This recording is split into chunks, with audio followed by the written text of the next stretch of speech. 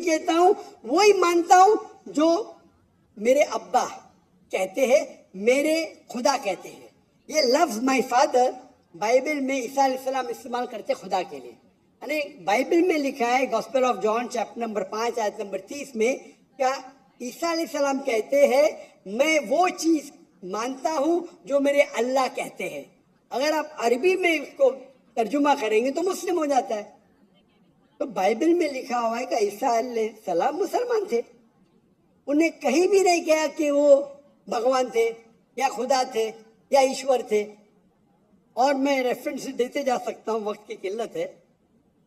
تو آپ کا سوال ہے کہ عیسیٰ علیہ السلام نے مردوں میں جان ڈالی، وہ تو قرآن میں بھی لکھا ہے عیسیٰ علیہ السلام نے مردوں میں جان ڈالی باذن اللہ، بدریم آف اللہ. لیکن معجزہ کبھی بھی ٹیسٹ نہیں ہے جاننے کے لیے وہ خدا ہے کہ نہیں. اسلام میں معجزہ دیا گیا تھا پیغمبروں کو، اور کئی پیغمبروں کے پاس معجزہ تھے. اور بائبل میں بھی لکھا ہے، بائبل میں اگر آپ پڑھیں گے، بائبل میں پڑھیں گے گاسپل آف میتھیو چیپٹر 24 کہ بہت سے عیسیٰ علیہ السلام آئیں گے، ڈھونگی عیسیٰ علیہ السلام آئیں گے جو آپ کو بیوقوف بنائیں گے، اور will also deceive the elect. یعنی جو الیکٹڈ لوگ ہیں، جو 12 اپوسل تھے، ان کو بھی بیوقوف بنائیں گے. یعنی معجزہ according to the Bible is not the test. آپ سمجھ رہے؟ معجزہ کرنا کوئی ٹیسٹ نہیں کہ آپ خدا بن جاتے ہیں. جتنے بھی معجزے ہوئے اللہ نے کیے، بھلے کہ عیسیٰ علیہ السلام کے ذریعے یا موسیٰ علیہ السلام کے ذریعے، لیکن جتنے بھی معجزے ہوئے وہ اللہ تعالیٰ خود کرتے ہیں اپنے نبی، اپنے رسول کے ذریعے. تو ایون بائبل میں لکھا ہوا ہے کہ معجزہ کرنے سے کوئی بھگوان نہیں بن جاتا، ایشور نہیں بن جاتا، خدا نہیں بن جاتے. اکثر رسول، ایون آپ پڑھیں گے بائبل میں موسیٰ علیہ السلام نے لکڑی پھینکی، وہ سانپ بن گیا، تو خدا ہو گیا. موسیٰ علیہ السلام نے لکڑی پھینکا. جب عیسیٰ علیہ السلام نے مردوں میں جان ڈالی، یعنی ایک انسان کو جان دی. موسیٰ علیہ السلام نے صرف جان نہیں ڈالی، اینیمل کنگڈم، ایک پلانٹ کنگڈم سے اینیمل کنگڈم میں تبدیلی کی. ایک لکڑی کو پھینکا جو پلانٹ کنگڈم ہے، اس میں جان ڈال کے اینیمل کنگڈم سنیک میں تبدیل کیا. تو کون سا بڑا موجود ہے؟ کون سا بڑا موجود ہے؟ انسان میں جان ڈالنا یا لکڑی کو سانپ بنانا؟ سائنٹیفکلی لکڑی کو سانپ بنانا مطلب جان بھی ڈالی، اور پلانٹ کنگڈم سے اینیمل کنگڈم میں کیا. تو آپ کو کہنا پڑے گا کہ موسیٰ علیہ السلام بھی خدا ہے. تو آپ کا دوست بولے گا نہیں. میں بولا کیوں؟ اگر ایک معیار استعمال کرتے تو معیار سب جگہ استعمال کرو نا. تو معجزہ بائبل کے حساب سے، قرآن کے حساب سے ٹیسٹ نہیں ہے جاننے کے لیے خدا ہی کہنے. خدا جاننے کے لیے ٹیسٹ ہے جو میں نے کہا تھا سورہ اخلاص، اور جو میں نے جو حوالے دے بائبل کی. Hope the answer the question. جی بہت شکریہ. کوئی اور غیر مسلم بھائی ہمارا جب تک وہاں پر مائک پہنچے؟ ایک ہماری بھتیجی بیٹھی ہوئی ہیں یہاں پہ، ہمنا حبیب، ہمارے گورنر صاحب کے، ملٹری سیکرٹری صاحب کی صاحبزادی حبیب الرحمان صاحب کی. وہاں تک اگر مائک پہنچا سکے، میرے خیال ہے سیکنڈ رو کے اندر وہ بیٹھی ہوں گی، ان تک اگر مائک پہنچ سکے.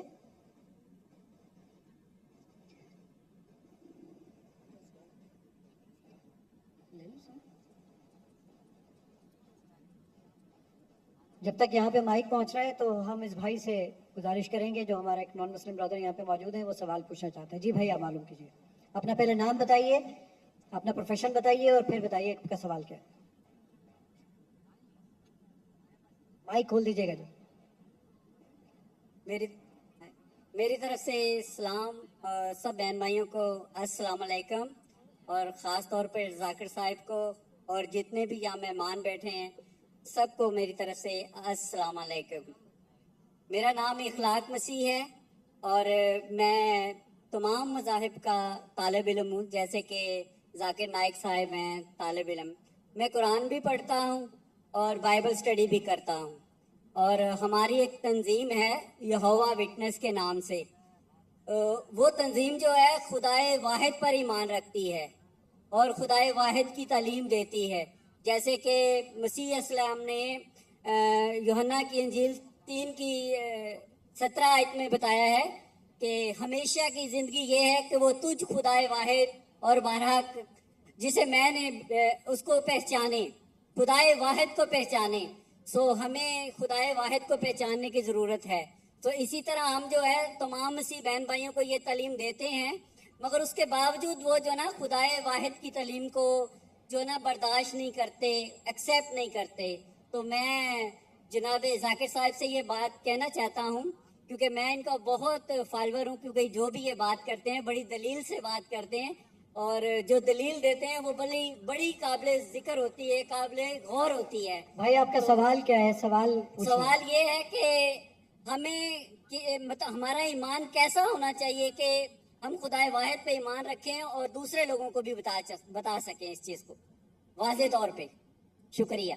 भाई साहब का सवाल है कि किस तरीके से हमें एक खुदा पे ईमान हो, और मैंने मेरे पहले सवाल का जवाब में कह चुका हूँ कि फॉर्मूला है सूरह इखलास, सूरह नंबर 112 आयत नंबर 1 से 4। कुल हु अल्लाह अहद, कहो कि अल्लाह एक है, अल्लाह समद, अल्लाह द एब्सोल्यूट इटर्नल, लम यलिद वलम यूलद, ना वो जनता है ना किसी से जना है, वलम यकुल लहु कुफुवन अहद, उसके जैसा कोई भी नहीं है। तो कोई भी शख्स अगर कोई भी खुदा की इबादत करता है, उसे कहता है खुदा, आपको इसको टेस्ट पे डालना चाहिए। मिसाल के तौर पे अगर कोई शख्स कहता है कि भगवान रजनीश खुदा है, हम भगवान रजनीश को टेस्ट पे डालते सूरह इखलास के।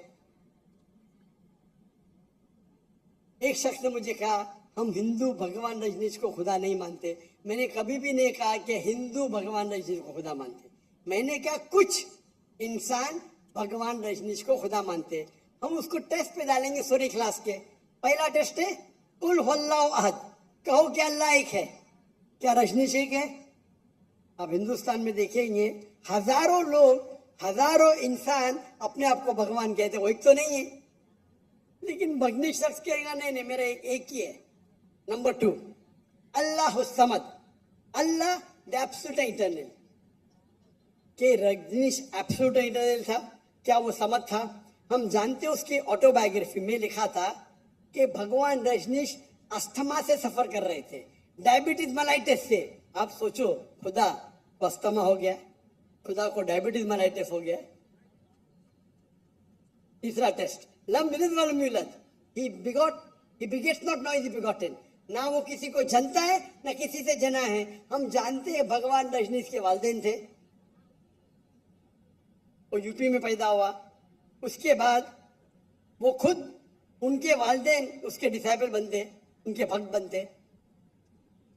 वो 1981 में जाते यूएसए, और यूएसए में एक गांव रहता है जिसका नाम है ऑरेगन। उसके अंदर अपना इदारा कायम करते, कहते रजनीशपुरम। उसके बाद चंद साल बाद अमेरिकन गवर्नमेंट उसे अरेस्ट करती है और जेल में डालती है। रजनीश कहता है कि अमेरिकन गवर्नमेंट ने मुझे स्लो पॉइजनिंग दी, स्लो पॉइजनिंग। आज सोच सकते खुदा को कोई स्लो पॉइजनिंग कर रहा है। और रजनीश अब वो वापस आते पुणे में, इंडिया में, महाराष्ट्र में, और एक नया ऑर्गेनाइजेशन शुरू करते ओशो। उसके मरने के बाद उसके समाधि पे लिखा है Osho Rajneesh never born, never died, but visited the earth from the 19th of December to the 31st of January. भगवान रजनीश ना पैदा हुआ ना मरा, लेकिन इस धरती को विजिट करने के लिए, धरती को घूमने के लिए वो आया। उस समाधि पे ये नहीं लिखा था कि भगवान रजनीश को 21 ममालिक का वीजा नहीं मिला। आप सोच सकते हैं खुदा भगवान धरती को विजिट करने आता है और उसको वीजा की जरूरत है। और आर्क बिशप ऑफ ग्रीस कहते हैं अगर आप भगवान रजनीश को नहीं निकालेंगे हम उसका घर जला देंगे। तो जो भी आप कहते हैं खुदा है, उसे सूरह इखलास के तराजू पे तोलो। अगर वो पास होता है हमें कोई गिला शिकवा नहीं कि वो खुदा है, लेकिन अगर पास नहीं होता है तो वो गलत खुदा है। तो सूरह इखलास is the touchstone. It is the litmus test for knowing जानने के लिए वो असली खुदा है क्या नहीं. Hope that answers the question. ये लास्ट क्वेश्चन है खवातीन की जानिब से बस. फिर बाकी जो आपके सवालात हैं इंशाल्लाह डॉक्टर साहब 5 और 6 अक्टूबर को भी इंशाल्लाह इधर ही गवर्नर हाउस में नशस्त होगी, जिसमें इंशाल्लाह आप लोगों के साथ सवालों जवाब की नशस्त भी होगी. तो आखिरी क्वेश्चन खवातीन की जानिब से. मैं हमना हबीबी हूँ. I am a student of matric. और पिछले वीक हमारी क्लास में ये डिस्कशन हो रही थी कि ख्वातीन के साथ discussion. Can we allow the last question also from a non-Muslim? Okay. अगर कोई गैर मुस्लिम है भाई या बहन जो सवाल पूछना चाहते, कोई नॉन मुस्लिम गैर मुसलमान है? Sir not available. अरे आप तो एकदम जंकी के जो लास्ट टाइम नॉट बोल के 3 आ गए. पूछने दो ना मुझे प्यार से. आपसे डरते होंगे, शायद मेरे से नहीं डरेंगे. अगर कोई गैर मुस्लिम, तो हाथ ऊपर. कोई गैर मुस्लिम है जो सवाल पूछना चाहता है, आपका सेकंड होगा. अगर कोई नया गैर मुस्लिम है जो सवाल पूछना चाहता है, आप माशाल्लाह गवर्नर हाउस में महफूज है. कोई नॉन मुस्लिम कोई सवाल पूछना चाहता है, कोई खवातीन के शोबे से या कोई नॉन मुस्लिम है? अच्छा भाई साहब पूछ सकते हो. आपका नाम और आपका पेशा.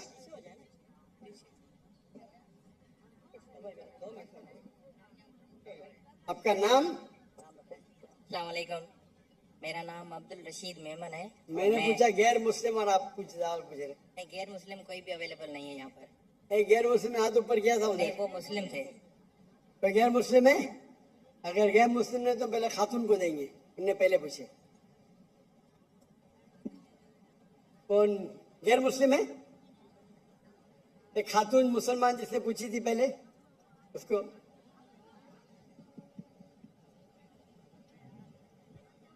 यहाँ पूछ सकते हैं सवाल. सो हम पूछ रहे थे कि मेन को इस्लाम में आपका नाम और आपका पेशा. I am a student of matric. My name is Hamna Habib. तो हमारा ये सवाल था कि मेन को इस्लाम में वन मैरिज का राइट क्यों नहीं अलाउ और वुमेन को इंफीरियर क्यों कहा गया है, जिस तरह कुरान में. मैं आपके सवाल को नहीं समझ सकता हूँ. अगर आप आस्ते से पूछेंगे. मेन को इस्लाम में एक मैरिज का क्यों नहीं मिला और वुमेन को इंफीरियर, जिस तरह गवाही में एक मर्द के बराबर 2 औरतें हैं, तो ऐसा क्यों. एक सवाल में दोनों में से एक. पहला सवाल जो है, दूसरा सवाल. पहला बता दें. पहला बहन ने सवाल पूछा कि इस्लाम मजहब में मर्द को एक से ज्यादा शादी करने की इजाजत क्यों है. तो ये सवाल था ना.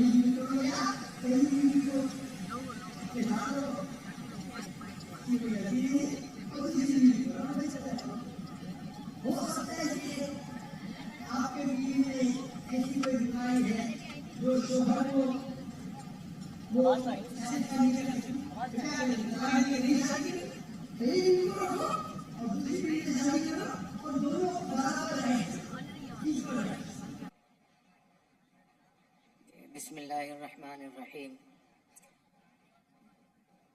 میں عالم اسلام کے ایک عظیم مبلغ اور داعی جناب ڈاکٹر ذاکر نائک صاحب کو پاکستان میں پاکستانی قوم کی طرف سے تمام حاضرین کی طرف سے خوش آمدید کہتا ہوں، مرحبا کہتا ہوں. آج ہمارے لیے بہت خوشی کا دن ہے اور میں اس موقع پہ 2-3 باتیں ضرور عرض کرنا چاہوں گا.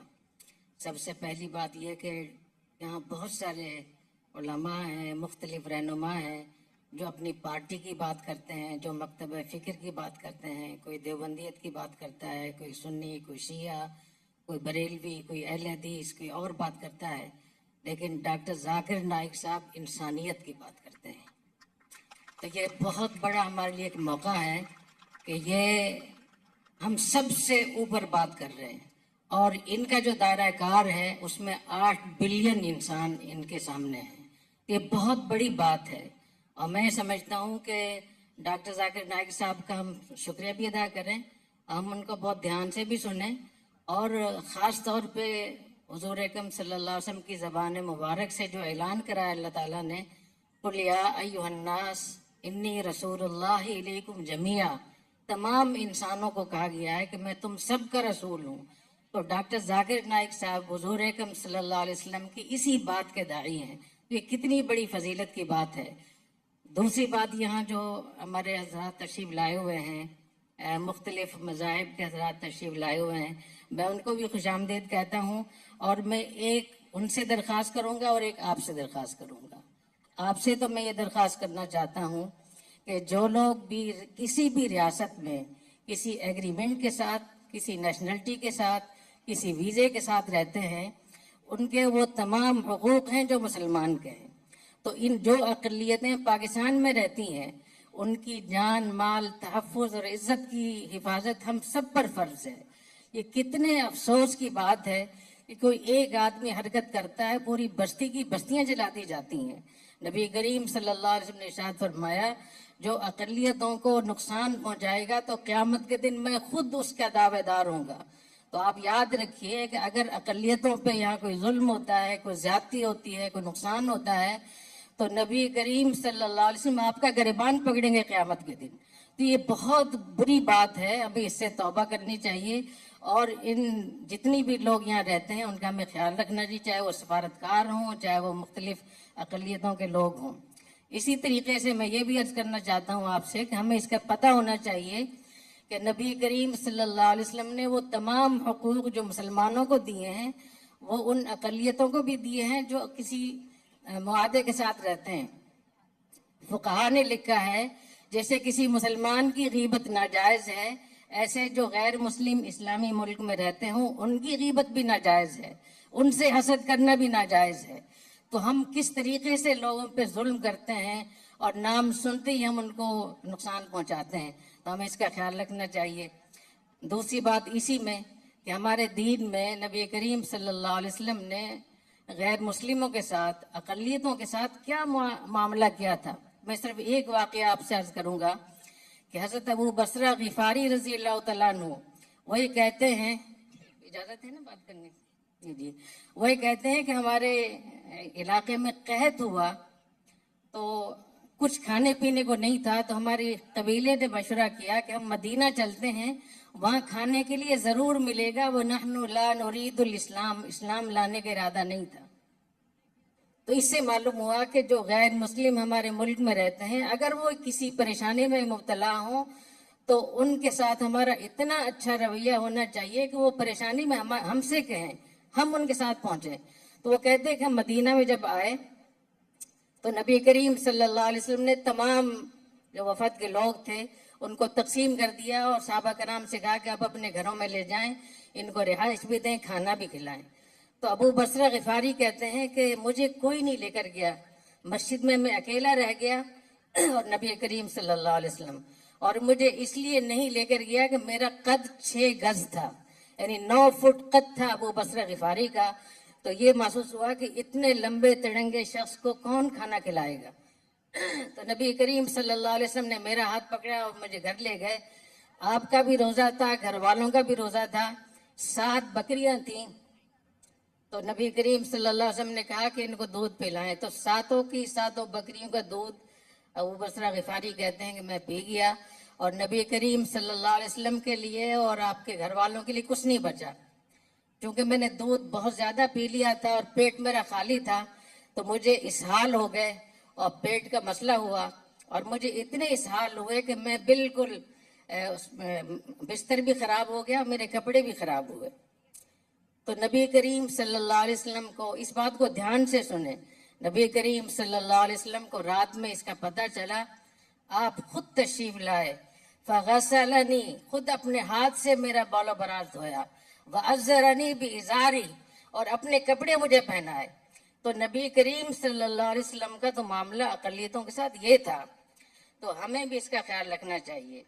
اسی طریقے سے جو حضرات یہاں تشریف لائے ہوئے ہیں، مختلف مذاہب کے حضرات، میں ان سے کہتا ہوں کہ جس نبی نے آپ کے لیے وہ تمام حقوق دیے ہیں جو ایک عام مسلمان کے ہیں، تو اس نبی کا اکرام اور احترام آپ پر بھی کرنا چاہیے۔ اور خاص طور پہ جب آپ نے یہ کہہ دیا یا ایھا الناس انی رسول اللہ الیکم جمیعا، تو نبی کریم صلی اللہ علیہ وسلم سب انسانوں کے رسول ہیں، وہ آپ کے بھی رسول ہیں۔ یہ الگ بات ہے کہ آپ کو اطمینان نہ ہو، لیکن رسول اور نبی وہ آپ کے بھی ہیں۔ جیسے موسیٰ علیہ السلام ہم سب کے نبی ہیں، رسول ہیں، عیسیٰ علیہ السلام کو ہم سب مانتے ہیں، ایسی رسول اللہ بھی آپ کے بھی رسول ہیں۔ تو میں سمجھتا ہوں کہ جتنے بھی غیر مسلم ہیں ان کو نبی کریم صلی اللہ علیہ وسلم کی اس دعوت کو سوچنا چاہیے اور اس پہ ان کو غور کرنا چاہیے۔ تیسری بات میں مختلف جو مکاتب فکر کے حضرات تشریف رکھتے ہیں، ہم لوگ کس بات پہ لڑتے ہیں؟ ہم سب لوگ یہاں پاکستانی ہیں، مسلمان ہیں، جو ہمارے آپس میں فقہی مسائل ہیں، نظریاتی مسائل ہیں، تو اپنے درسگاہ تک رکھیں، اپنے مدرسے تک رکھیں۔ دنیا میں پھیلا کر لوگوں کو لڑانا یہ فساد فی الارض ہے جو ناجائز ہے اور حرام ہے، اور اسی وجہ سے کتنے بڑے بڑے ملک ہمارے ہاتھوں سے چلے گئے ہیں۔ آج آپ دیکھ رہے ہیں کہ غزہ میں کیا ہو رہا ہے، لبنان میں کتنا بڑا سانحہ ہوا ہے حسن نصر اللہ کا، اسماعیل ہنیہ کا کتنا بڑا حادثہ ہوا ہے ایران میں، وہ دندناتے پھر رہے ہیں یہود و ہنود، اور ہم آپس میں لڑ رہے ہیں۔ تو میری آپ سے درخواست ہے کہ پارٹیاں اور اپنے مدرسے اور اپنے مکاتب فکر وہ ہمارے دین میں، شریعت میں ریاست سے نیچے آتے ہیں، تو ریاست کے لیے، ریاست کے چیلنجز کے لیے ہم سب کو اکٹھے ہونا چاہیے، ہمیں ایک دوسرے کا خیال رکھنا چاہیے۔ اور میں اس موقع پر یہاں سندھ حکومت کا بھی بہت شکر گزار ہوں، آئی جی، ڈی آئی جی اور یہاں کے جتنے بھی حضرات ہیں، انہوں نے ڈاکٹر ذاکر نائک صاحب کی سیکورٹی کے لیے بہت زبردست ماشاءاللہ انتظامات کیے ہیں، اور میں مرکزی حکومت کا بھی شکر گزار ہوں، خراج تحسین پیش کرتا ہوں کہ انہوں نے ایک ایسے شخص کو جو اللہ کے نام کی وجہ سے، رب اللہ کہنے کی وجہ سے ہندوؤں نے، کافروں نے ان کا بائیکاٹ کیا یا ان پہ پابندی لگائی، ہماری حکومت نے، ہماری ریاست نے ان کو شاہی مہمان کا درجہ دیا۔ میں یہ سمجھتا ہوں کہ قیامت کے لیے ہمارے مرکزی حکومت کے لیے بہت بڑی بات ہوگی، اور اللہ تعالیٰ ہماری حکومت کو بھی بہت جزائے خیر عطا فرمائے۔ اور آخر میں گورنر صاحب کا میں بہت شکریہ ادا کرتا ہوں۔ گورنر صاحب جب سے تشریف لائے ہیں یہاں گورنر ہاؤس میں، آپ دیکھیں کہ علماء کو، مکاتب فکر کو، مختلف مذاہب کے لوگوں کو، کاروباری لوگوں کو، سفارتکاروں کو، ہر سطح پہ لوگوں کو بلا رہے ہیں۔ تو ہمیں اس وقت ایسے لیڈروں کی ضرورت ہے، اور ایسی لیڈرشپ ہمیں مرکز میں بھی چاہیے، صوبائی اس میں بھی چاہیے، گورنر ہاؤس میں بھی چاہیے، صدارتی ہاؤس میں بھی چاہیے۔ تو گورنر صاحب میں آپ کا بہت شکریہ ادا کرتا ہوں، آپ جس طریقے سے پوری عوام کو لے کر ساتھ چل رہے ہیں، غریبوں کی مدد کر رہے ہیں، تو ہم آپ کو سلام پیش کرتے ہیں، خراج تحسین پیش کرتے ہیں۔ ہم آپ کی زندگی کے لیے، آپ کے بچوں کے لیے، آپ کے والدین کے لیے، آپ کی فیملی کے لیے دل سے دعا گو ہیں۔ بہت شکریہ، جزاکم اللہ، والسلام علیکم ورحمۃ اللہ وبرکاتہ۔ جزاکم اللہ خیر۔ مفتی عبدالرحیم صاحب اپنے خیالات کا اظہار فرما رہے تھے۔ میں دعوت دوں گا کلام کے لیے مولانا اویس نورانی صاحب کو، بہت بڑے خانوادے سے ان کا تعلق ہے، علامہ شاہ احمد نورانی صاحب کے صاحبزادے ہیں۔ میری درخواست ہوگی، لوگ ڈاکٹر صاحب، ڈاکٹر ذاکر نائک صاحب کو سننے کے لیے بہت زیادہ بے چین ہیں، تو تمام علماء کرام مختصر بات فرمائیں۔ بہت شکریہ، جزاک اللہ۔ بسم اللہ الرحمن الرحیم، الحمد للہ رب العالمین، والصلاة والسلام علی اشرف الانبیاء وسید المرسلین، نبینا و حبیبنا مولانا محمد وعلی آلہ وصحبہ اجمعین۔ واجب الاحترام صدر محفل جناب محترم ڈاکٹر ذاکر نائک صاحب، واجب الاحترام جناب محترم گورنر سندھ جناب محترم کامران سوری صاحب، اور انتہائی بزرگ اور مخلص میرے بزرگ جناب محترم مفتی عبدالرحیم صاحب، برادر محترم جناب مفتی نعمان صاحب، اور اسٹیج پہ تشریف فرما معزز مہمانان گرامی اور گورنر ہاؤس میں تشریف فرمایا، پنڈال میں گراؤنڈ میں جو تشریف فرما مہمان ہیں، السلام علیکم ورحمۃ اللہ وبرکاتہ۔ مجھ سے قبل مفتی صاحب نے خطاب فرمایا، یقیناً ایمان افروز خطاب تھا۔ اللہ رب العالمین ان کو اس کا جزائے خیر عطا فرمائے اور ہماری کافی حد تک خیالات کی عکاسی فرمائی۔ میں جناب محترم ڈاکٹر ذاکر نائک صاحب کو پاکستان تشریف لانے پر دل کی گہرائیوں سے مبارکباد پیش کرتا ہوں۔ آپ پاکستان کے مہمان ہیں، آنریبل گیسٹ ہیں، اور ہمیں خوشی ہے کہ آپ نے اپنا قیمتی وقت پاکستان کے جو مختصر کیا۔ اللہ رب العالمین آپ کے اس دورے سے پاکستانی قوم کو اور پاکستان کو فائدے ہوں اور مستفیض فرمائے۔ اللہ رب العالمین جہاں جہاں آپ اپنے خطابات فرمائیں، لوگوں کے لوگ اس سے مستفیض ہوں اور عملی طور پر ڈاکٹر صاحب کے خطاب پہ جو خطاب فرمائیں اس پہ یقیناً اس پہ عمل پیرا بھی ہوں۔ وآخر دعوانا ان الحمدللہ رب العالمین۔ آپ کو پاکستان آنے پر خوش آمدید کہتے ہیں۔ جزاک اللہ خیر۔ یہ تھے مولانا علامہ اویس نورانی صاحب، اور میں کلام کی دعوت دوں گا بہت ہی محبت کرنے والے، جن کی تقریروں کو، بیانات کو تمام مسالک کے لوگ اسی توجہ سے سنتے ہیں جس طرح ان کے مسلک کے لوگ سنتے ہیں۔ میں دعوت دوں گا علامہ شہنشاہ نقوی صاحب کو کہ مختصر خطاب فرمائیں۔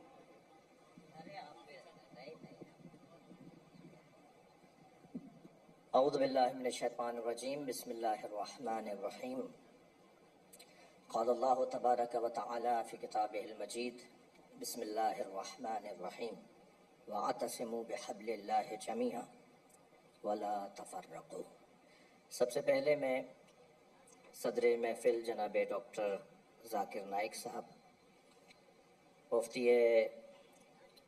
صاحب عظمت جناب مولانا مفتی عبدالرحیم صاحب، جناب مولانا اویس نورانی صاحب، اور اسی طرح مولانا مفتی نعیم صاحب کے فرزند محترم، اور ہم سب کی طرف سے، پورے اس اجتماع کی طرف سے، مہمانان گرامی کی جانب سے نمائندگی کرتے ہوئے میں آپ سب کی طرف سے جناب گورنر سندھ کامران خان ٹیسوری حفظہ اللہ، اللہ ان کو اور بہترین صلاحیتوں، توانائیوں سے سرفراز فرمائے، بہترین محفل سجائی ہے۔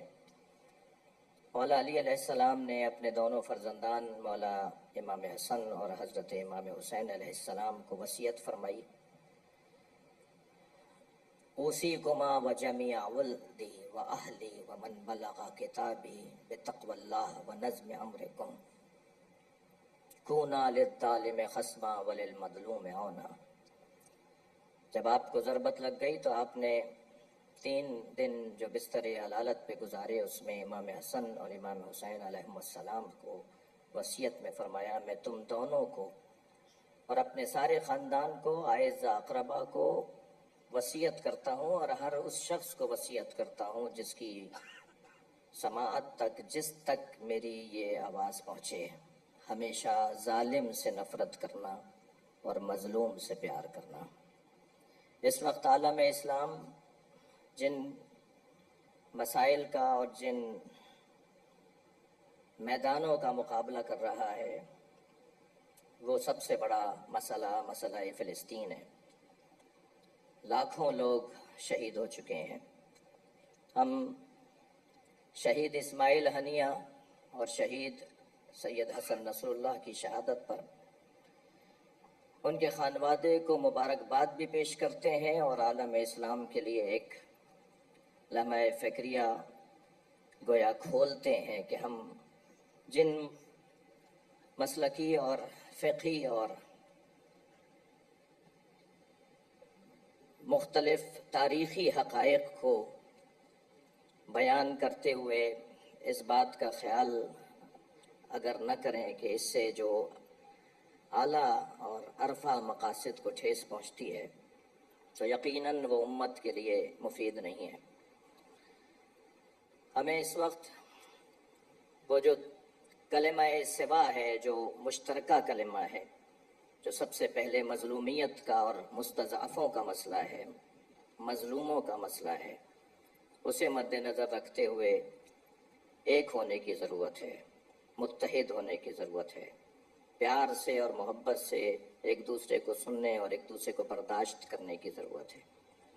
حقیقت ہے کہ تاریخی حقائق ہیں اور یقیناً کوئی ہم میں سے معصوم نہیں ہے۔ مجھ جیسے خطیبوں اور پھر صدر محفل جناب ڈاکٹر ذاکر نائک بھی کوئی فرشتے نہیں ہیں۔ اگر کبھی کسی کے سوال کے جواب میں انہوں نے کوئی ایسی بات کی ہو جس کی طرف کچھ میرے بھائی جناب گورنر سندھ ڈاکٹر جناب کامران صاحب حفظہ اللہ نے بات کی، میں بھی انہی باتوں کی طرف کچھ اپنی قوم کی طرف سے بھی اور کچھ اہل سنت کے بعض طبقات کی طرف سے ایک گلہ مند تھا اور شکوہ کرنے والوں میں سے تھا کہ یقیناً ایسا ہو جاتا ہے اور اس کو بار بار بھی نہیں دہرایا گیا، اسے بار بار بھی نہیں کہا گیا، لہٰذا ہمیں ان باتوں کو نظر انداز کرتے ہوئے اس کی توقع رکھنی چاہیے کہ خود میں اور مجھ جیسے خطیب اور ڈاکٹر صاحب جیسے دانشور جنہوں نے لاکھوں لوگوں کو خوبیوں کی طرف متوجہ کیا ہے، اخلاقیات کی طرف متوجہ کیا ہے، انسانیت کی طرف توجہ دلائی ہے اور نیک اور ایک بننے کی بات کی ہے، ان سے بھی یقیناً کوئی ایسی بات ہو سکتی ہے، مگر تکرار نہ ہونا خود اس بات کی دلیل ہے کہ وہ کوئی بہت اچھی بات نہیں تھی، ورنہ اسے تکرار ہونا چاہیے تھا، اسے بار بار بولا جانا چاہیے تھا۔ میں پاکستان کی سرزمین پر بحیثیت ایک پاکستانی شہری، پھر بحیثیت ایک مسلمان، پھر مسلمانوں میں ایک اہل بیت کے تعلیمات کا مروج اور مبلغ کی حیثیت سے ڈاکٹر ذاکر نائک کو خوش آمدید کہتا ہوں۔ شکریہ۔ بہت شکریہ، جزاک اللہ خیر۔ علامہ صاحب بہت ہی مفصل اور مختصر بات فرمائی اور آپ لوگوں کی تالیاں بتا رہی تھیں کہ آپ سب ان کی بات سے تائید کرتے ہیں۔ میں دعوت خطاب دوں گا مولانا فرحان نعیم صاحب کو، جو بانی بنوری جو العالمیہ تھے، مولانا نعیم صاحب، مفتی نعیم صاحب ان کے صاحبزادے ہیں، بہت بڑے خانوادے سے تعلق رکھتے ہیں۔ میری درخواست ہوگی مختصر اور جامع بات فرمائیں، جزاک اللہ خیر۔ بسم اللہ الرحمن الرحیم، الحمد للہ رب العالمین، والصلاة والسلام علی سیدنا وحبیبنا محمد وعلى آلہ وصحبہ اجمعین۔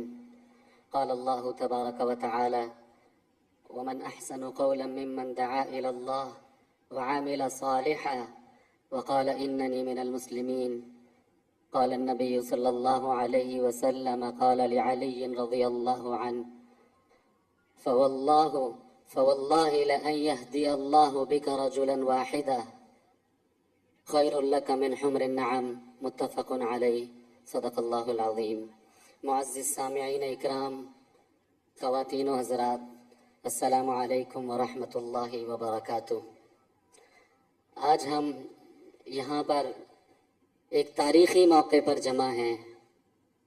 ہمارے درمیان عالم اسلام کی عظیم علمی شخصیت جناب ڈاکٹر ذاکر نائک حفظہ اللہ تعالی اور ان کے فرزند انجمن شیخ فارق نائک ہمارے درمیان موجود ہیں۔ الحمدللہ پاکستان کے لیے، عالم اسلام کے لیے، دنیا بھر کے اندر دعوت اللہ کی ترویج کے لیے ڈاکٹر صاحب کی جو خدمات ہیں اس کو ہم خراج تحسین پیش کرتے ہیں اور ہم دل کے گہرائیوں سے ڈاکٹر صاحب کو یہاں پر پاکستان میں سندھ حکومت کی جانب سے، جناب گورنر صاحب کی جانب سے، یہاں پر جتنے بھی اجتماع کے اندر جتنے لوگ یہاں پہ موجود ہیں، مختلف ممالک کے کونسل جنرلز ہیں، تاجر برادری ہے، علماء ہیں، طلباء ہیں، سب کی جانب سے ڈاکٹر صاحب کو پاکستان آمد پر خوش آمدید کہتے ہیں. اہلاً و سہلاً و مرحبا، اہلاً و سہلاً و مرحبا. میں آپ کے اور ڈاکٹر صاحب کے درمیان زیادہ حائل نہیں ہونا چاہتا. ہم سب ڈاکٹر صاحب کو سننے کے لیے آئے ہوئے ہیں. وآخر دعوانا ان الحمدللہ رب العالمین. اب وہ گھڑی آ گئی ہے جس کے لیے آپ تمام لوگ یہاں پر جمع تھے. اب وہ گھڑی آ گئی ہے جس کے لیے آپ نے اتنا وقت لگایا. اب وہ گھڑی آ گئی ہے جب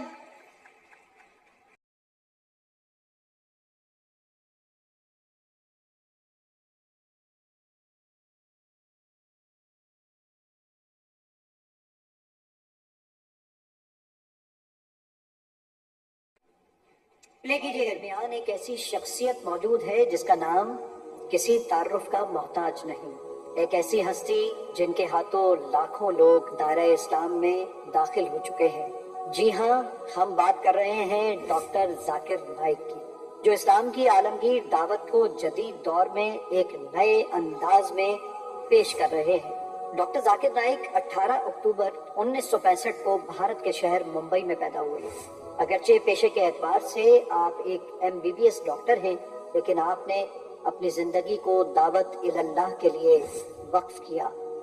آپ نے دعوت کا پیغام دنیا کے کونے کونے تک پہنچایا اور مختلف بر اعظموں میں سینکڑوں عوامی اجتماعات میں خطاب کرتے ہوئے لاکھوں لوگوں کو اسلام قبول کرنے کی سعادت بخشی.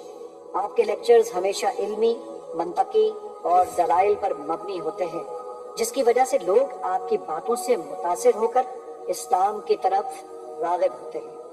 1 اپریل 2000 کو آپ نے امریکہ میں عیسائی عالم ولیم کیمبل کے ساتھ ایک تاریخی مناظرہ کیا جس کا عنوان تھا قرآن اور بائبل سائنس کی روشنی میں.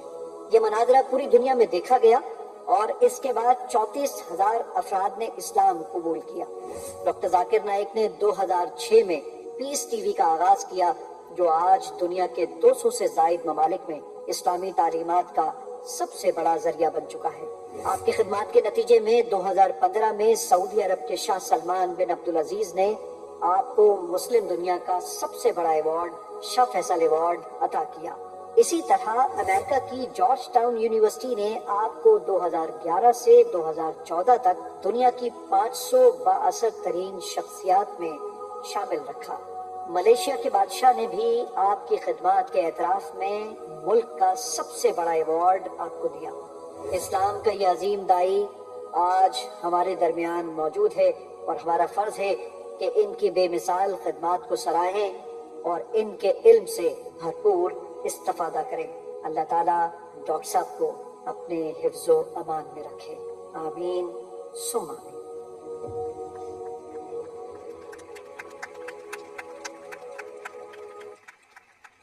ہے آیا یورش تاتار کے افسانے سے، پاسباں مل گئے کعبے کو صنم خانے سے. آپ تمام لوگوں کی بھرپور تالیوں میں، بلکہ میں آپ سے گزارش کروں گا کھڑے ہو کے استقبال کیجئے ڈاکٹر ذاکر عبدالکریم نائک کا.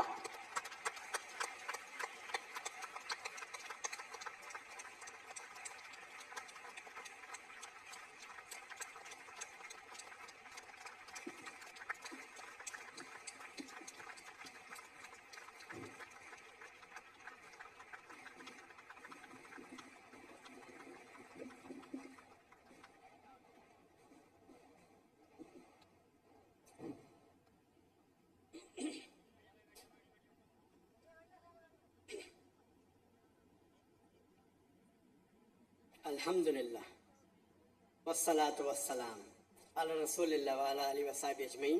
اما بعد، اعوذ باللہ من الشیطان الرجیم. بسم اللہ الرحمن الرحیم.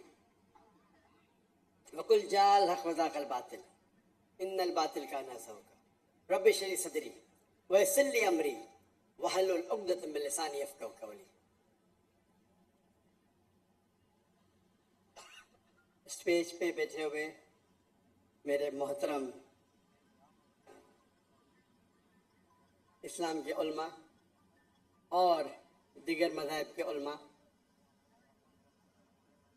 Honourable Kamran Tisori, Governor of Sindh, the Honorable Consul General of different countries, मेरे मोहतरम बुजुर्गों और मेरे अजीज भाई और बहनों, अस्सलामु अलैकुम व रहमतुल्लाहि व बरकातुहू। जैसे कि आप जानते हैं कि मेरी तालीम अंग्रेजी में हुई है और मुझे उर्दू ज़बान पे महारत नहीं है, तो उम्मीद रखता हूँ कि इस तकरीर में अगर कुछ गलतियाँ होंगी तो उसको आप नज़रअंदाज करें। मैंने आखिरी पब्लिक उर्दू स्पीच किशनगंज हिंदुस्तान में दी थी, जब माशाअल्लाह 10 लाख से ऊपर लोग थे, और 12 साल बाद मैं उर्दू में पब्लिक में तकरीर कर रहा हूं, तो मुमकिनात है कि मेरे तकरीर में उर्दू की गलतियां होंगी, तो उसके लिए माजरत चाहता हूं।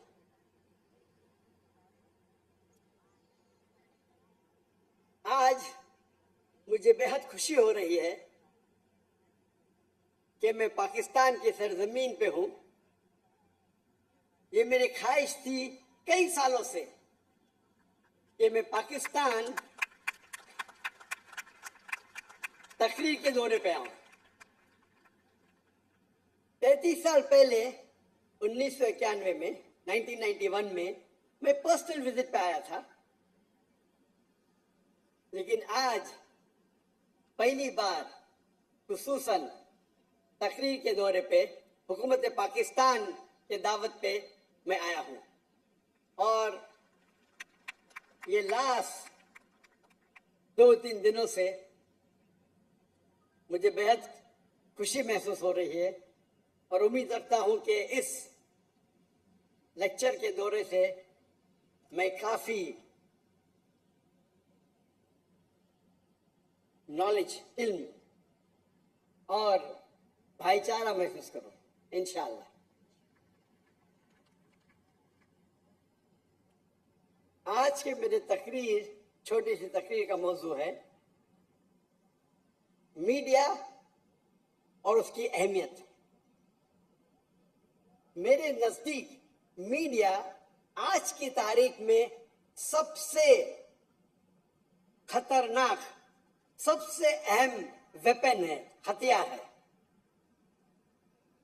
मेरे नजदीक आज के तारीख में मीडिया सबसे अहम वेपन, सबसे अहम हथियार है। It can convert black into white, day into night. वो काले को सफेद कर सकता है, सफेद को काला कर सकता है। इट कैन, वो एक हीरो को विलन बना सकता है, विलन को हीरो बना सकता है। और आज के इंटरनेशनल मीडिया में हम देखते हैं कि इस्लाम के खिलाफ एक प्रोपेगेंडा हो रहा है। हमारे इंटरनेशनल मीडिया में, चाहे वो इंटरनेशनल न्यूज़पेपर हो, इंटरनेशनल मैगजीन हो, इंटरनेशनल सैटेलाइट चैनल्स हो, इंटरनेशनल वेबसाइट्स हो, इंटरनेशनल सोशल मीडिया हो, हम देख रहे हैं कि हर रोज इस्लाम के खिलाफ गलत फहमियां फैलाई जा रही है।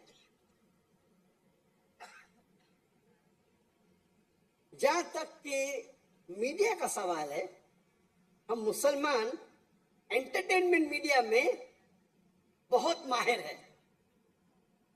बॉलीवुड, जहां से मैं आया हूं, मैं बम्बे में पैदा हुआ, उसे कहते हैं बॉलीवुड।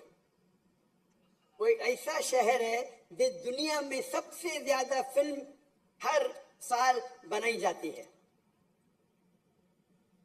और बॉलीवुड को आप देखेंगे 1/3, 1/3 हिस्सा मुसलमान उसे कंट्रोल कर रहे हैं, चाहे एक्टर हो, चाहे प्रोड्यूसर्स हो।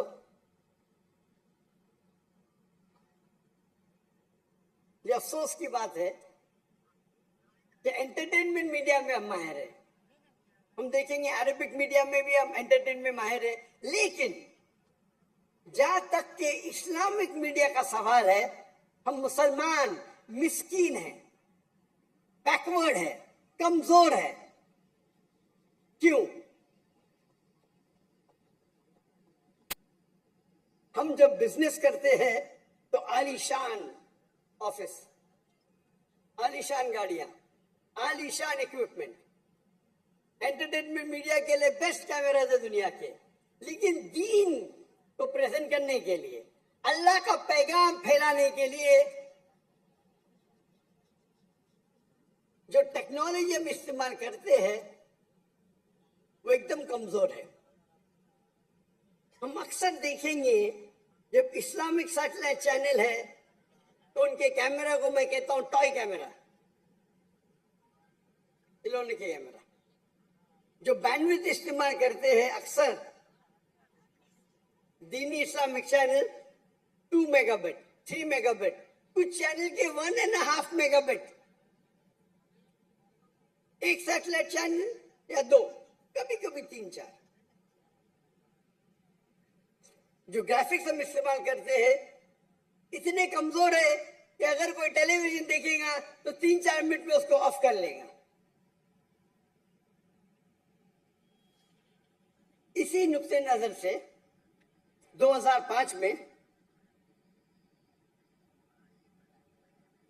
मैंने सोचा कि क्यों ना हम एक इस्लामिक सैटेलाइट चैनल कायम करें जो इंटरनेशनल स्टैंडर्ड के हिसाब से हो.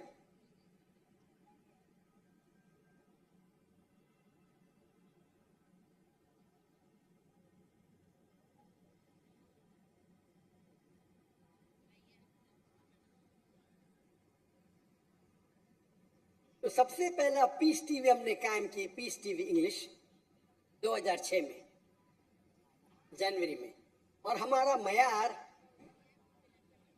दिगर इस्लामिक सैटेलाइट चैनल नहीं थे, लेकिन जो बेस्ट सैटेलाइट चैनल माने जाते थे उस वक्त, star TV, top entertainment channel, हम उसको मयार में रख के हमने एक सैटेलाइट चैनल कायम किया. और हमारे जो ग्राफिक्स थे उसी तरीके से उम्दा थे जिस तरीके से एंटरटेनमेंट मीडिया इस्तेमाल करती थी. और हमने बेस्ट कैमरा जो ब्रॉडकास्ट इंडस्ट्री का उस टाइम 2005-2006 तो बेस्ट कैमरा था वो डिजिटल बीटा कैम था. हमने वो कैमरे इस्तेमाल किए और अल्लाह के फजल से चंद सालों में अल्हम्दुलिल्लाह पीस टीवी इंग्लिश दुनिया का सबसे ज्यादा देखे जाने वाला सिर्फ इस्लामिक चैनल ने मजहबी चैनल दुनिया का हो गया माशाअल्लाह.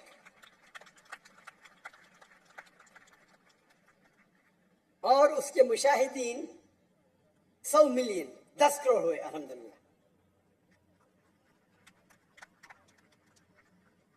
हमारा पीस टीवी इंग्लिश हमने 10 मेगाबिट इस्तेमाल किया. 10 तकरीबन 3 से 4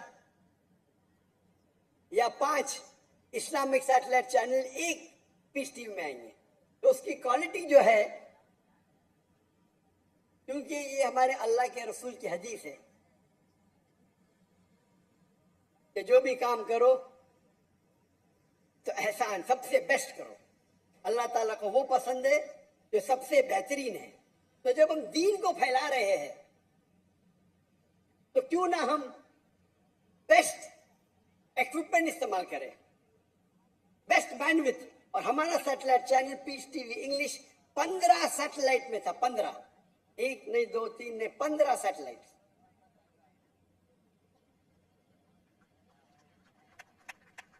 दो 2009 में हमने दूसरा सैटेलाइट चैनल कायम किया पीस टीवी उर्दू, जिसकी व्यूअरशिप अल्हम्दुलिल्लाह 8 करोड़ है. 2011 में हमने पीस टीवी बंगला कायम किया जिसकी व्यूअरशिप 5 करोड़ है. और 2015 में हमने पीस टीवी सीनी, पीस टीवी चाइनीज कायम किया जिसकी व्यूअरशिप 2 करोड़ है अल्हम्दुलिल्लाह.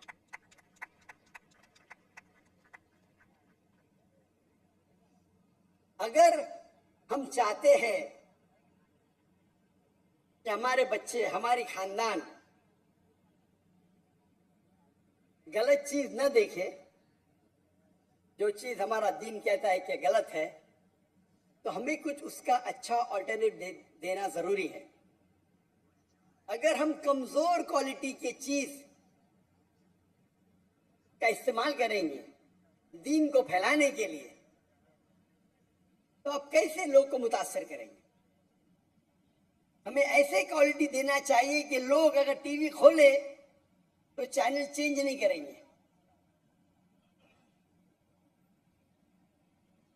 2015 میں جو ہماری پالیسی تھی کہ سب سے بہترین کیمرہ استعمال کرنا براڈ کاسٹ انڈسٹری کے لیے, اسے ہم نے تبدیل کی. میں نے کہا کہ ابھی ہم best camera broadcast India کا استعمال نہیں کریں گے. جو best camera broadcast industry کا اس ٹائم تھا ہائی ڈیفینیشن 2015 میں. میں نے کہا کہ ہم 2015 سے فلم انڈسٹری کا دنیا کا بیسٹ کیمرہ استعمال کرنے لگیں گے. اور 2015 میں ہم نے سونی کے F56, F65, F55 جو اس وقت دنیا کے بیسٹ کیمرہ تھے 8K, جو فلم کے لیے استعمال کیے جاتے تھے, استعمال کرنے لگے. سونی تعجب میں آیا کہ یہ کون سا شخص ہے جو ٹیلی ویژن کے لیے فلم کیمرہ استعمال کر رہا ہے. یہ کیا کوئی پاگل ہے؟ اور لوگ سمجھتے تھے کہ میں پاگل ہوں. تو سونی نے مجھے جاپان میں انوائٹ کیا اور پوچھنے لگے کہ دنیا میں تو کوئی فلم کیمرہ نہیں استعمال کرتا ہے ٹیلی ویژن کے لیے, آپ کا کیا مقصد ہے؟ کہ آپ کے پاس زیادہ پیسے؟ کیونکہ اس وقت ایک کیمرہ along with lens $2.5 کا, $250,000 ون کیمرہ, تقریباً 7 کروڑ ایک کیمرہ. تو سونی مجھے پوچھنے لگی آپ کیوں, آپ کا مقصد کیا ہے؟ کیا فلم کیمرہ جو 8K ہے آپ ٹیلی ویژن کے لیے استعمال کر رہے, وہ تو آپ براڈ کاسٹ بھی نہیں کر سکتے. تو میں نے ان سے کہا کہ جب آپ سب سے بہترین براڈ کاسٹ کیمرہ خریدتے ہیں تو اس سے جو پروگرام بنتے ہیں وہ 4 یا 5 سال تک آپ استعمال کر سکتے. اس کے بعد اٹ بیکمز obsolete. 4 یا 5 سال کے بعد اس کی کوالٹی جو ٹیکنالوجی کے حساب سے کمزور پڑ جاتی ہے. اور جتنے چینل ہیں, نیوز میڈیا مثال کے طور پہ جو نیوز دکھاتی ہے وہ 1-2 دن کے بعد اس کی ویلیو زیرو ہو جاتی ہے. جو انٹرٹینمنٹ میڈیا ہے, چاہے اسٹار ٹی وی ہو, زی نیوز ہو, وہ جو ڈرامہ بناتی ہے پہلے بار جب ٹیلی کاسٹ کرتی ہے اس سے جو اشتہار سے پیسہ ملتا ہے اس کے بعد وہ پروگرام کی ویلیو بہت کم ہو جاتی ہے. تو shelf life of the entertainment production is very little. جو انٹرٹینمنٹ میڈیا کا مین مقصد ہے آج پروگرام بناؤ, پیسے کماؤ, اس کے بعد پروگرام کو بازو رکھو. لیکن ہم جو علماء کی تقریر کی ریکارڈنگ کرتے ہیں, وہ علماء کی تقریر صرف 4 یا 5 سال کے لیے کافی نہیں ہے. وہ ہمارے بڑے علماء دین, ان کا انتقال ہونے کے بعد ہم ان کے علم سے کیسے ہم مفید ہو, کس طریقے سے ہم ان کا جو علم ہے اس سے ہم فائدہ اٹھا سکتے ہیں. تو ہم جب شوٹنگ کرتے ہیں, best quality of film camera میں شوٹنگ کرتے ہیں, اس کو ڈاؤن گریڈ کرتے ہیں ٹو HD. 8K میں ریکارڈنگ کرتے ہیں, لیکن وہ اوریجنل ریکارڈنگ تقریباً 60 سے 70 سال تک ہم استعمال کر سکتے ہیں. کتنے سال تک؟ 60 سے 70 سال. اور اگر کوئی تاجر میرے پاس آئیں گا, پوچھے گا یہ اتنے مہنگے کیمرہ, 7 کروڑ کا ایک کیمرہ, तो मैं उसे कहता हूं हमारा जो सैटेलाइट चैनल है 15 सैटेलाइट चैनल सिर्फ तो लोग काम कर रहे हैं, पूरा बजट आप देखेंगे ये बेहतरीन कैमरा खरीदने के वजह से मेरा बजट सिर्फ 3% बढ़ता है सालाना। कितना? 3%। क्योंकि मेरी सैलरी सेम है, तनख्वाह सेम है, सैटेलाइट का कॉस्ट सेम है, सिर्फ इक्विपमेंट का कॉस्ट बढ़ गया है। तो 3% में ज्यादा खर्चा कर रहा हूं, या हो सकता है 4%, लेकिन मैं वो प्रोग्राम की जो रिकॉर्डिंग करता हूं उसे महदूद कर ले, उसे सेव कर लेता हूं 60 और 70 साल के लिए। तो कौन अच्छा बिजनेसमैन?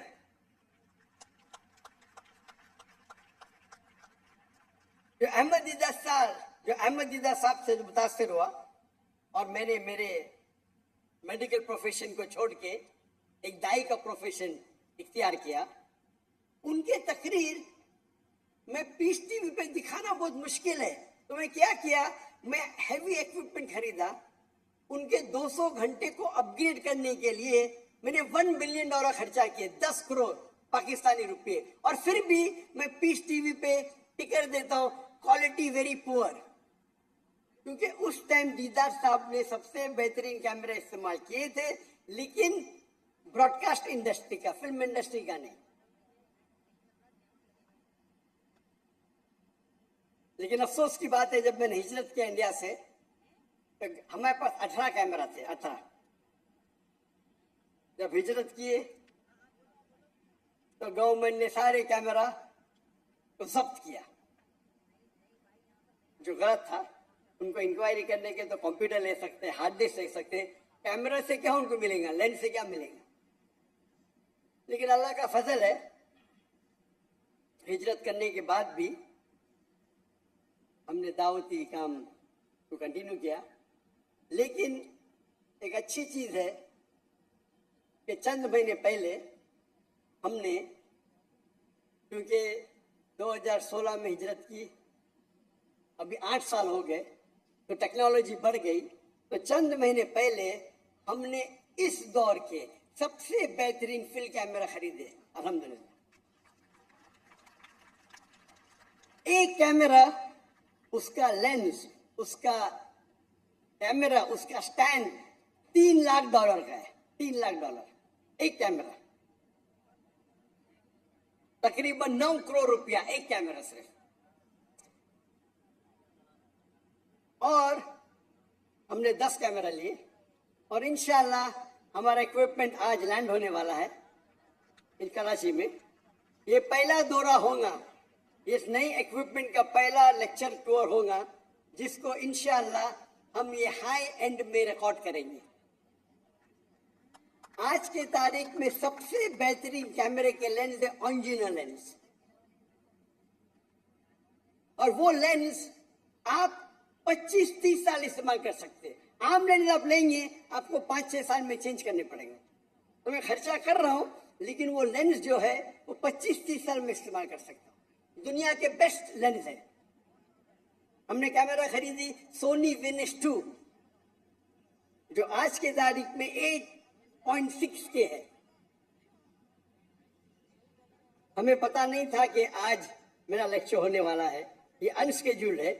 गवर्नर साहब की मोहब्बत में हम आ गए।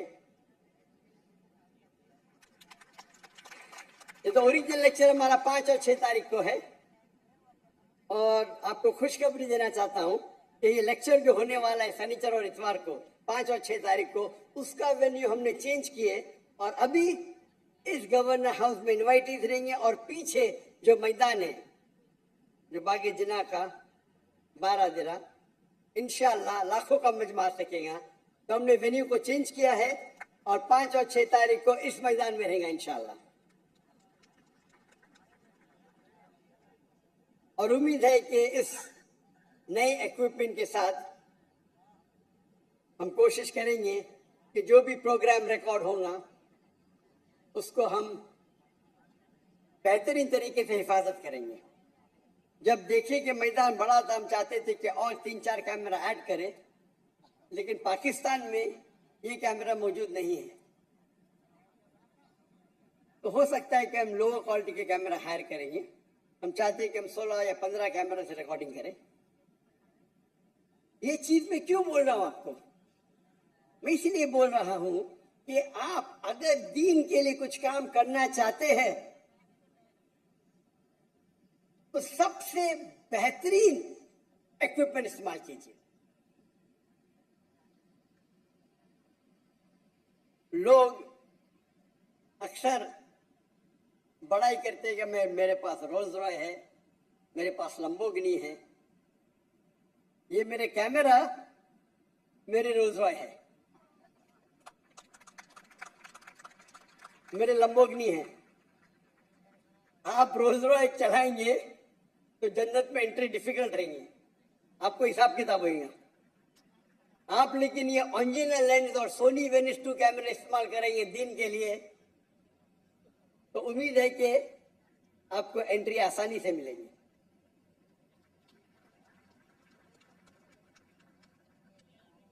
تو کیونکہ ہم عمدہ ٹیکنالوجی استعمال کرنے لگے اور یہ پیس ٹی وی پھیلنے لگا, جیسے پیس ٹی وی پھیلنے لگا تو جب بھی آپ کچھ اچھا کام کرتے ہیں اور لوگ آپ کو چاہنے لگتے ہیں تو اس کے ساتھ ساتھ مخالفت بھی بڑھنے لگتی ہے. اور جس طریقے سے پیس ٹی وی پھیلنے لگا اور جب میرے تقریر کے لیے آڈینس کی تعداد بڑھنے لگی تو کئی ممالک کے اندر میری انٹری بین ہونے لگی.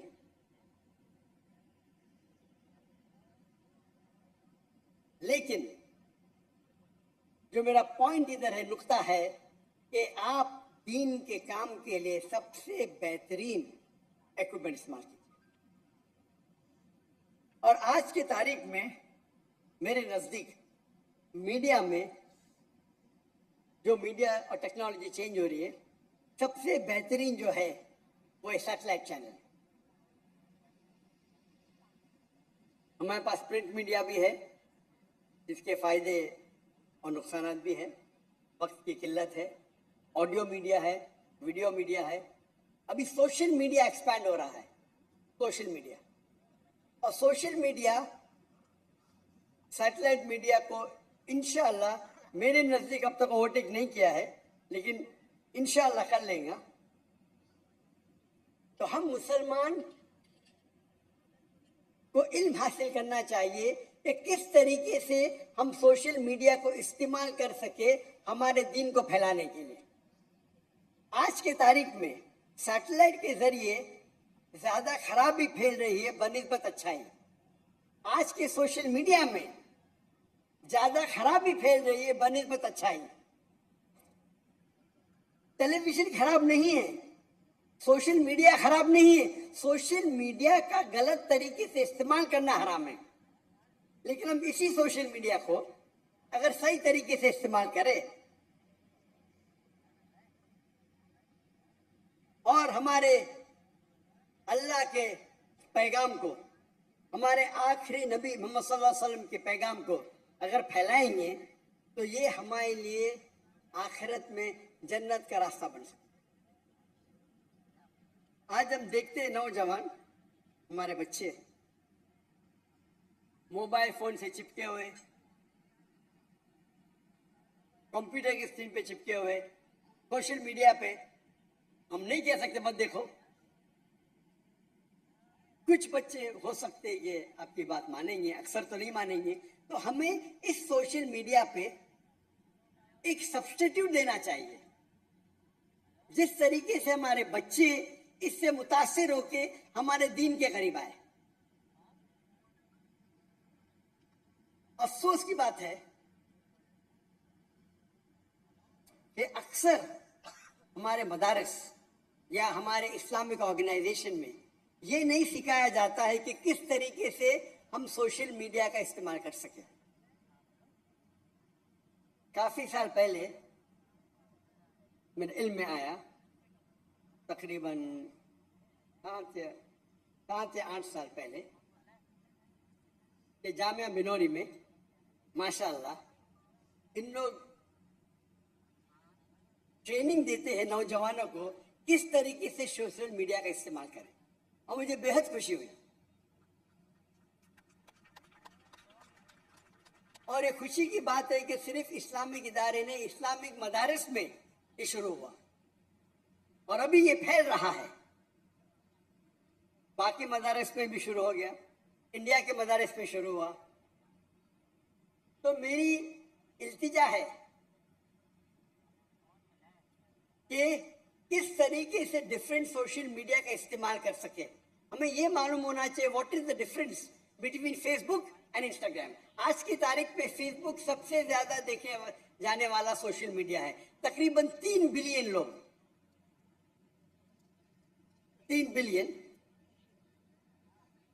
लोग इसका इस्तेमाल करते हैं।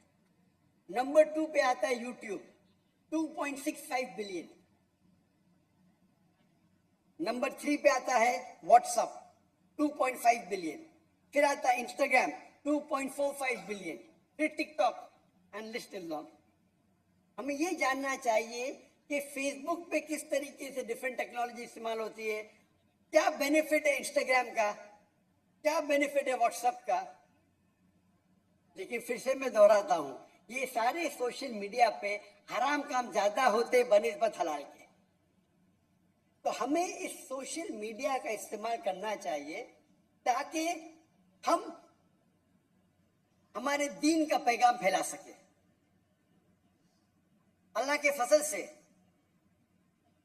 आज अल्हम्दुलिल्लाह मेरे फेसबुक पे तकरीबन 24 मिलियन 2.4 करोड़ फॉलोअर्स है, माशाल्लाह।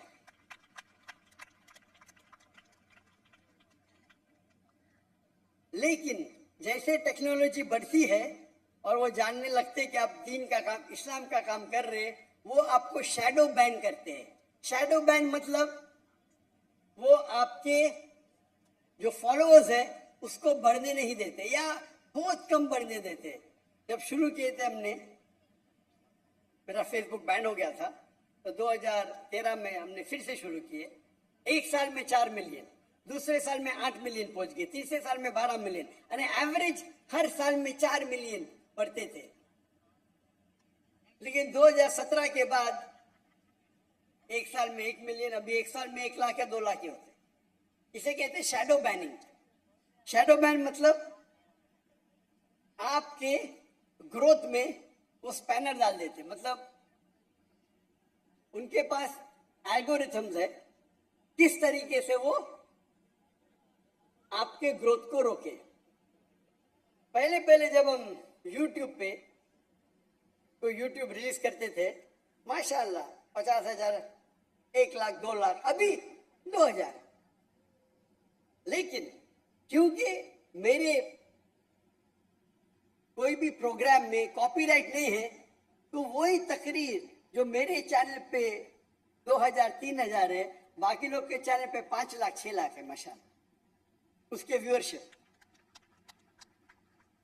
तो हमें दूसरी टेक्नोलॉजी इस्तेमाल करना चाहिए किस तरीके से हम उसे फैला सकें। अफसोस की बात है कि जितनी टेक्नोलॉजी है या जितना मीडिया है, अक्सर वो यहूदी के हाथ में है। अल्लाह ने हमें ब्लैक गोल्ड दिया है। मुसलमान मेरे नजदीक आज दुनिया में जो सबसे अमीर इंसान है वो मुसलमान है। अल्लाह ने उन्हें ब्लैक गोल्ड दिया, पेट्रोल दिया है। अगर हम इसका सही इस्तेमाल करें तो इंशाअल्लाह हम मीडिया को कंट्रोल कर सकते हैं। लेकिन हम हमारा पैसा गलत चीजों में जाया करते हैं। अगर और वक्त की किल्लत होने की वजह से अभी न्यू टेक्नोलॉजी है, इसे कहते हैं AI, आर्टिफिशियल इंटेलिजेंस। ये मीडिया का मौजू इतना बड़ा है कि पूरे दिन में बात किए तो कम है। अभी लेटेस्ट नहीं बोलूंगा मैं, लेकिन लेट टेक्नोलॉजी है AI, आर्टिफिशियल इंटेलिजेंस, जिसके जरिए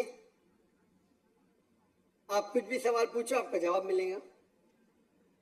जो ग्राफिक इतना डिफिकल्ट था आज आसान हो गया।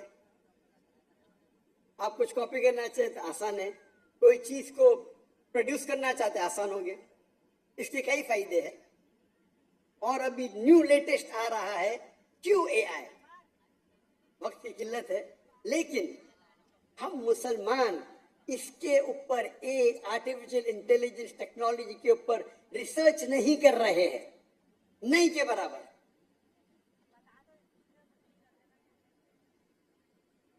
अगर हम इस आर्टिफिशियल इंटेलिजेंस पे रिसर्च करें और इसका सही मानों में इस्तेमाल करें, तो इससे बेहतरीन टूल, आर्टिफिशियल इंटेलिजेंस से बेहतरीन टूल आपको दीन फैलाने के लिए नहीं मिलेगा आज की तारीख में।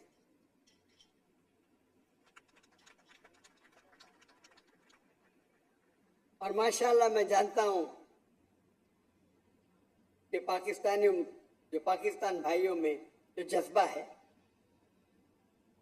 और अक्सर में पाकिस्तानियों से मेरी मुलाकात होती है, चाहे सऊदी अरेबिया में हो, दुबई में हो, यूके में हो, चाहे मलेशिया में हो, मैं देखता हूं माशाल्लाह दीन का जज्बा उनमें है।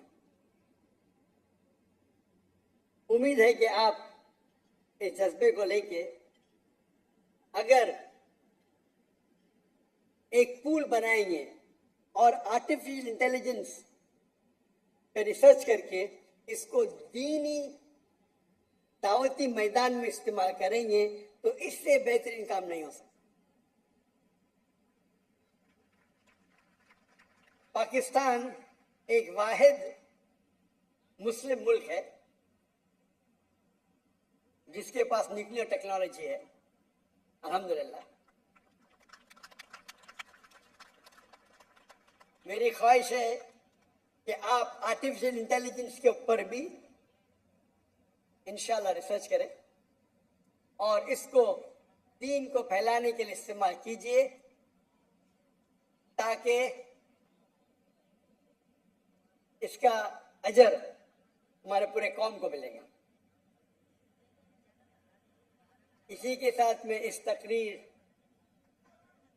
को ख़त्म करता हूँ और अल्लाह से दुआ करता हूँ कि हमारे जो भी कुछ छोटी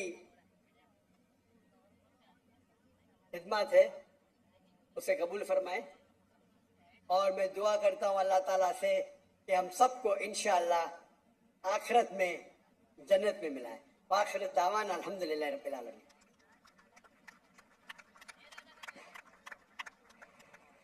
जज़ाकल्लाह खैर डॉक्टर साहब।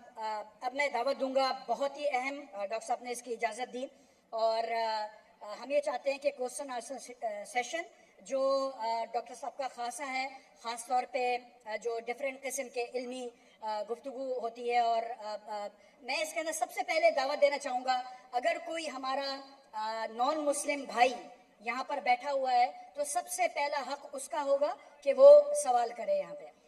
और दूसरी बात यह है कि आपने सबसे पहले अपना नाम बताना है, अपना प्रोफेशन बताना है, और अपना जो क्वेश्चन है आपका वो बिल्कुल स्पेसिफिक होना चाहिए और वो रिलेटेड होना चाहिए कि इस टॉपिक से रिलेटेड हो। किसी भी किस्म के फ़िरकावारियत या इख्तलाफी नोट पर बराह करम किसी किस्म का कोई सवाल ना पूछा जाए। तो अभी कोई किस माइक पर जी इस वक्त मेरे पास मौजूद है? मेरी टीम ज़रा मुझे बता देगी कि किस माइक पर। खवातीन से कोई सबसे पहले सवाल पूछना चाहता है जी? सबसे पहले खवातीन को मौका देते हैं जी। जी मेरी बहन। अस्सलाम वालेकुम वरहमतुल्लाहि वबरकातुहू। मेरा नाम नुसरत नाज है, मैं अल हुदा इंटरनेशनल की तालिबा हूँ, सही बुखारी की। मुझे ये पूछना है कि जैसे दावा का काम हम सबसे पहले अपने घर से शुरू करें, तो उसमें हम हदीस को बताते हैं तो अल्फाज का बहुत ख्याल रखना पड़ता है कि अल्फाज इधर से उधर ना हो, क्योंकि हदीस का मामला है, तो उसको हम किस तरह याद रखें? बहुत शुक्रिया।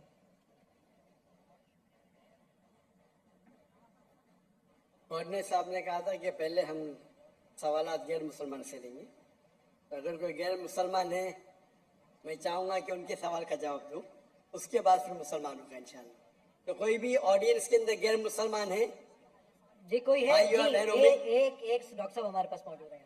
जी बिल्कुल सही। आप अपना नाम और आपका पेशा कह सकते हैं तो कि मुझे और आसानी होगी जवाब देने में।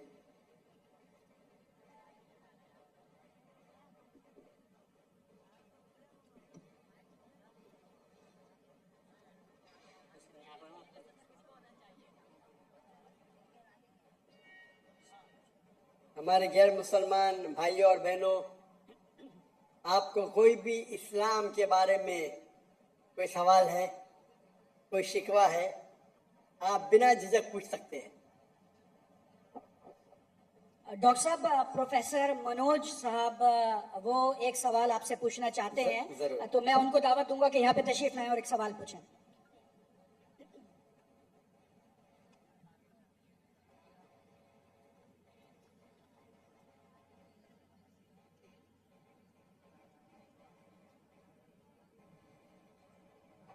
सर्व मंगल मंगल्ये शिव सर्व साधिके शरण्ये त्र्यंबके गौरी नारायणी नमस्ते। सर्वधर्मान् परित्यज्य माम एकम शरणं व्रजः अहम तमाम सर्वपापिये यो मोक्षे स्वामी मत्स्य छ। मैं अपने वतन खुशगवार माहौल में सबसे पहले मेरी मातृभूमि अपने वतन के लिए दुआ करना चाहूँगा इस मौके पर कि ईश्वर परमात्मा मेरे वतन को हमेशा सलामत शांति का गहवारा बनाए रखे। खुदा करे मेरे अर्ज़े पाक पर उतरें वो फसल गुल जिससे अंदेशा ज़वाल ना हो, और यहाँ पर जो फूल खिलें वो खिलता रहें सदियों, यहाँ पर खिजा को भी गुजरने की मजाल ना हो। और खुदा करे, ईश्वर करे, परमात्मा करे हम तमाम लोगों के लिए हयात जुर्म ना हो, जिंदगी बवाल ना हो। मैं श्रीमद् भगवत गीता की एक छोटी सी जो वर्ष है वो उससे ही सवाल करूंगा कि भगवत गीता इंसानों से क्या कहती है, क्योंकि जब सनातन धर्म था तो उस वक्त तो कोई मजहब ही नहीं था। 1,96,4,32,000 साल का एक एरा है सनातन धर्म का। तो उसमें इंसानों से कृष्ण ने कहा है श्रीमद् भगवत गीता में कि हे इंसानों, ये मैं तुझसे कह रहा हूं कि समाज तेरी कर्म भूमि है और तू अपनी कर्म भूमि के मानबन से नापा जाएगा। इसीलिए तू कर्मों से भागने का जतन न कर, क्योंकि तेरा निष्काम कर्म ही तेरा कर्तव्य है और तेरा कर्तव्य ही तेरा धर्म। लेकिन ये धर्म केवल तेरे हित के लिए है तो वो धर्म पाप की ओर जाने वाला मार्ग है। इसलिए अपनों से मुक्त होकर समाज कल्याण के लिए कर्म कर कि यही मोक्ष का मार्ग है, जन्नत का रास्ता है। ये बताना इसलिए जरूरी था कि मेरा जो सवाल है वो हमारी इस वर्ष से है, इस श्लोक से है कि पूरी दुनिया में यहाँ तक कि मेडिटेरियन कंट्रीज में भी मजहब के नाम पर लोगों को मारा जा रहा है, और उसमें उस मजहब का जो मुल्क है वो भी बदनाम होता जा रहा है, बीच में मजहब रखा जाता है। तो मेरा सवाल ये है कि ये जो इंडिया है, भारत है, पाकिस्तान है और दुनिया में कई ऐसे कंट्रीज हैं जो मजहब के नाम पर फिरका वारियत फैलाते हैं, तो उसको रोकने के लिए हमें जो स्ट्रेटेजी बनानी पड़ेगी उसके लिए हम क्या करेंगे? ये मेरा छोटा सा सवाल आपसे। और मेरा नाम बताना भूल गया, मुझे बताया कोऑर्डिनेटर ने कि मेरा नाम प्रोफेसर मनोज चौहान है। मैं पाकिस्तान का मजहबी स्कॉलर हूँ और सीनियर एजुकेशनिस्ट, गोल्ड मेडलिस्ट हूँ और सनातन धर्म का एक दाई हूँ। भाई साहब ने बहुत एक अहम सवाल पूछा कि हम देखते हैं कि मजहब के नाम पे काफ़ी आपस में झगड़े होते हैं, एक दूसरे कत्ल होता है। इसका सलूशन क्या है? और मेरे तकरीर ख़त्म होने के बाद मुझे एक पैगाम आया हमारे गवर्नर साहब से और मुफ्ती अब्दुल रशीद साहब से कि आप कुछ चंद चीज़ कहो तकाबुल अदयान की, जो कंपैरेटिवली मेरी स्पेशलिटी है। तो भाई साहब ने जो सवाल किया वही चाहते थे हमारे मेज़बान, हमारे गवर्नर साहब और मुफ्ती अब्दुल रशीद।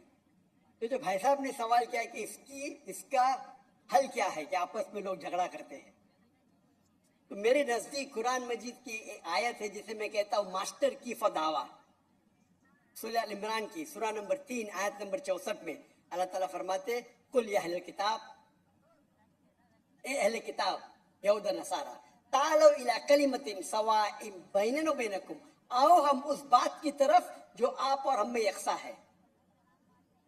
अल्लाह नअबुद इल्लल्लाह, कि हम सिर्फ एक अल्लाह की इबादत करें। यह कुरान मजीद में अल्लाह सुब्हानहू व तआला इस आयत में फरमाते हैं, सूरह इमरान सूरह नंबर 3 आयत नंबर 64 में कुल या अहले किताब, को अहले किताब से, ये खुसूसन यहूद और नसारा के बारे में मुखातिब होते हैं, लेकिन इसे एक्सटेंड करके कोई भी दिगर मज़हब से आप बात कर सकते हैं, कोई भी दिगर मज़हब से, चाहे हिंदू हो, क्रिश्चियन, बुद्ध, जूस। और इसमें अल्लाह ताला कहते हैं कि कहो इन गैर मुस्लिमों से, तालो इला कलिमतिन सवाइम बैनना व बैनकुम, आओ हम उस बात की तरफ जो आप और मैं यकसा है। हम इकसानियत पे बात करें, इख्तिलाफ की बात ना करें। इख्तिलाफ है, इसीलिए अब अगर मेरे लेक्चर सुनेंगे, अक्सर लेक्चर का मेरा मौजू है similarities between Islam and Hinduism, Islam और हिंदुइज्म में यकसानियत, इस्लाम और ईसाईयत में यकसानियत।